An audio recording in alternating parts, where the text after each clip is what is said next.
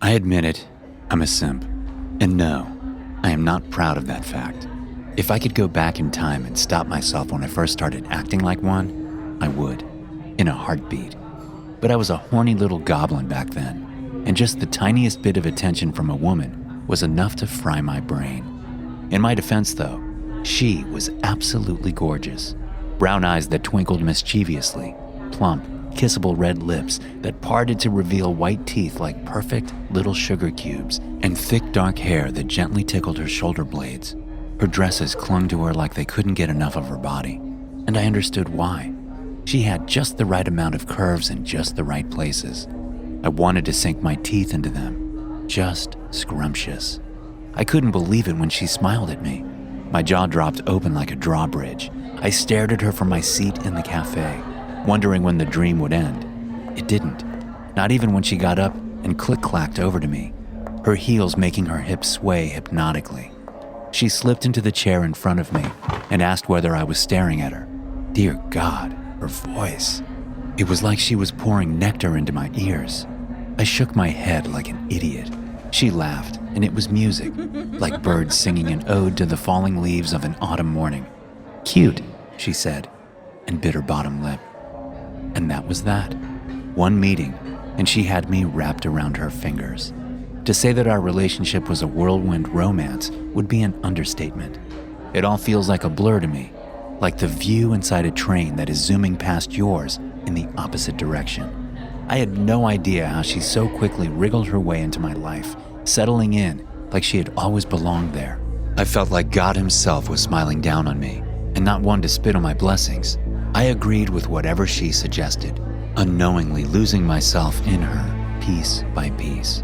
I changed my dressing sense for her, dropped my childhood friends like the dead weight that they were, quit playing video games because it's a child's hobby, not something a grown man in his mid-20s should ever waste his time with. I sold off my G.I. Joe collection, got a job I hated, bought a car that was too expensive, and took out a loan for a house much bigger than we could have possibly needed, and added her name to the fucking deed. All to please the pert little succubus. At least the sex was heavenly. So heavenly, in fact, that I didn't even protest much when she told me she was going to start an OnlyFans account. It'll be good for us, she said, flashing her slender wrists at me, making my heart melt. We need the money, babe. Besides, they only get to look. Only you can touch me. I sighed, loosened my tie, and grunted. Just don't tell me what you post on there. I don't want to know. She squealed with joy and jumped on my lap, reminding me why I was putting up with all this shit in the first place. That's when things started to go wrong. Terribly, horrifyingly wrong. I would wake up from nightmares I could never remember, more exhausted than I had been when I crashed into bed that would get soaked to the wood with my sweat. I began sleeping longer, but had absolutely no energy during the day. My skin was losing its color, my eyes had dark circles deep like gorges, and my hands would tremble with weakness. At first I chalked it all up to stress. I was overworked, without friends, stuck in a superficial relationship, and burdened with staggering financial obligations. Of course, my body was finally starting to give out. I wasn't a machine after all, was I? But then the bruises started to appear, on my hands, thighs, back, knees, elbows. My body was being dotted with these little red marks that would inexplicably appear each morning, and they would hurt, like the bite of a fire ant. She had no clue what was causing this, but I did. It all began with that damn OnlyFans account, and I knew I was going to get my answers there.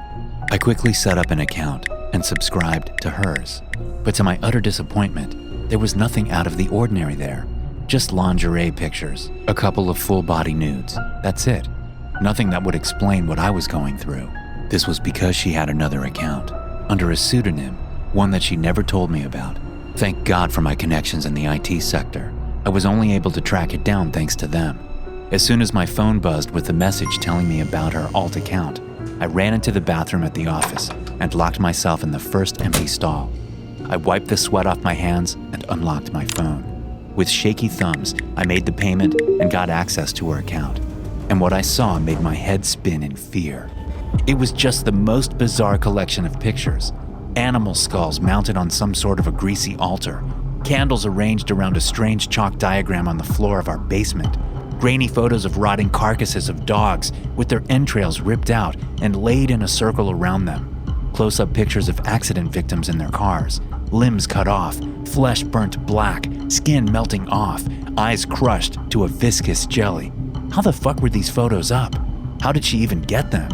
Why had the folks over at OnlyFans not deleted them?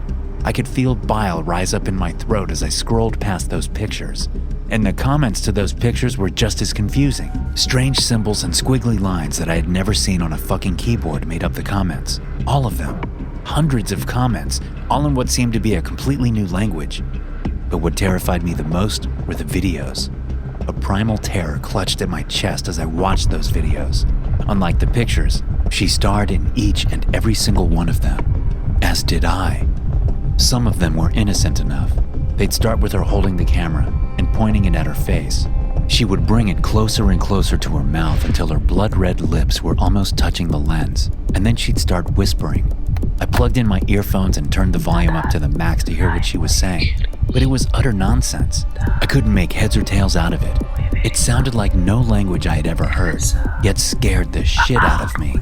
It was like she was running her tongue around inside my ears, threatening to condemn me to a fate worse than death. She would then walk and come stand over my sleeping form. The video would now speed up, and she would stand over me for hours, for fucking hours as I tossed and turned, tormented by my nightmares. She would stand over me, pointing the camera down on my face. I took a second to calm my heartbeat, which thumped against my chest, my ears, and my temple before moving on. Another video. This time the camera was set up on a tripod next to my bed. She was there again, hunched over my sleeping form. But this time she didn't just watch. She bent over, splayed my forearm out, and drove a little needle into it, quickly licking the drops of blood that bubbled out before turning and grinning at the camera, the greenish night vision making her eyes gleam. I gasped and almost dropped the phone. There were so many of these videos, her injuring me, licking the blood off, and then grinning at the camera. Literally hundreds of them, all with the same script. And then I moved on to the most recent video. The screen flickered to life, and our basement came into view. It didn't look anything like I was familiar with, lit up by candles that bathed the room in a dull orange glow. The entire basement had been turned into some sort of an altar, like the pictures I had earlier seen. Unclean cattle skulls were strewn across the room. The floor was slathered with squiggly chalk lines set up in strange symbols. Tapestries with dizzying designs embroidered on them hung from the rafters, and smoke arose from somewhere off screen. In the middle out of it all, though, was the love of my life.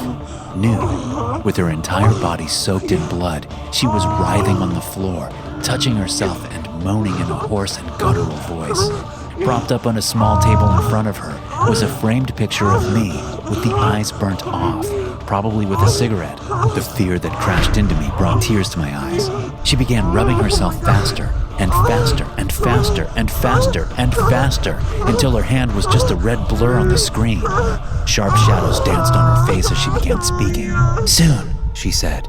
"Soon, soon, soon, soon, soon, soon, soon, soon, soon." Her voice rose with each word until she was screaming in a manic frenzy, until the words reverberated like gunshots in the basement, and then the video came to an abrupt end. I blinked furiously to clear my rapidly fading vision, trying to maintain control of my body from the terror that threatened to shut it down. And then my phone buzzed again, and I almost had a heart attack when I saw the message.